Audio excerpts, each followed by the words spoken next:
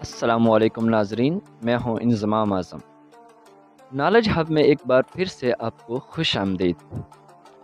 معزز ناظرین کرام، پچھلی ویڈیو میں ہم قلعہ رام کوٹ کے بارے میں بات کر رہے تھے۔ آج کی اس ویڈیو میں ہم قلعہ رام کوٹ کو مکمل ڈسکس کرنے کی کوشش کریں گے۔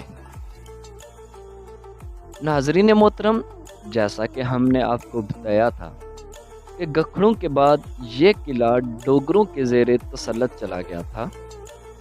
آئیے تھوڑا سا گکھڑوں کے بارے میں جان لیتے ہیں۔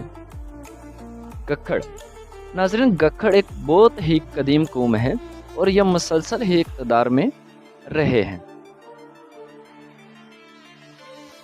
گکھڑ یونانی قوم سے تعلق رکھتے ہیں۔ بہت سے مورخین اس نظریے کی تائید کرتے ہیں، مگر اس کے باوجود کچھ گکھڑ خود کو اسکندر اعظم کی اولاد تسلیم کرتے ہیں۔ ناظرین، گکھڑوں کی اپنی روایات کے مطابق گکھڑ کیانی نسل سے تعلق رکھتے ہیں اور ان کے جد امجد کا نام کیگور تھا، جو کہ اصفہان اور کیہان کا حکمران تھا۔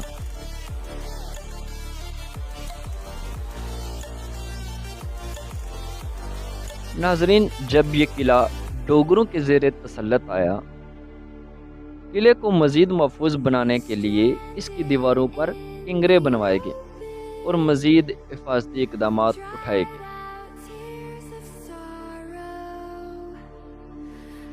ناظرین اکرام، کشمیر کی پرانی تاریخ میں ایک حوالہ ملتا ہے کہ جب ریاست پونچھ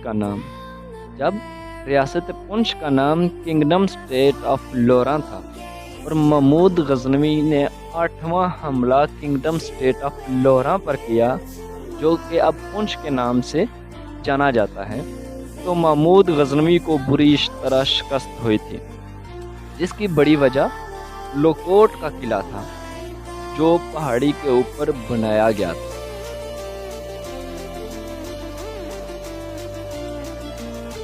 ناظرین، تاہم اس بات کا جائزہ لینا ابھی باقی ہے کہ وہ قلعہ رام کوٹ ہی تھا یا کوئی اور تھا۔ تاہم وہ قلعہ بھی پہاڑی کی چوٹی پر تھا۔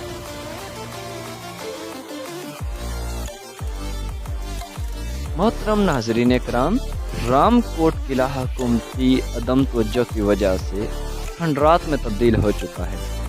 اگر اس پر بروقت توجہ دی جاتی تو یہ سیاحوں کے لیے آج خصوصی توجہ کا مرکز ہے۔ ناظرین، امید کرتے ہیں کہ یہ ویڈیو آپ کو پسند آئی ہوگی۔ اگر آپ کو ہماری ویڈیو پسند آئی تو لائک اور سبسکرائب ضرور کیجیے گا اور ساتھ بیل آئیکن کو دبا دیں تاکہ مزید ایسی انفارمیٹیو ویڈیوز آپ کو مل سکیں۔ اپنے میزبان انضمام اعظم کو اجازت دیجیے۔ ملتے ہیں اگلی ویڈیو میں۔ اپنا بہت سارا خیال رکھیے گا۔ اللہ حافظ۔